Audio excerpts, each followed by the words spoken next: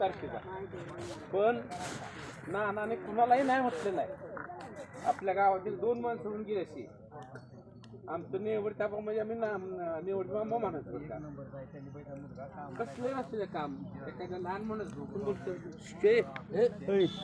बरं का, तर कधीच नाही म्हणत नाही. तसं नाना सुद्धा असं नानाचा स्वभाव असताच होता.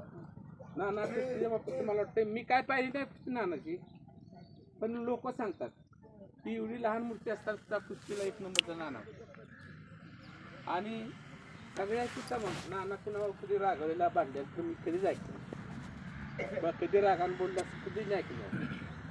तेव्हा असा एक सुस्वभावी माणूस, सगळ्याशी समान मिळून मिसळून वागणारा माणूस आज मात्र तो आपल्यात नाही. तो आपल्या सगळ्यांना दुःखाच्या सागरात लोटून तो स्वर्गवासी म्हणजे अनंतात विलीन झालेला आहे. तेव्हा मी त्यांना गावामार्फत आपल्या सर्वांच्या मार्फत श्रद्धांजली अर्पण करतो आणि त्यांच्या जीवनात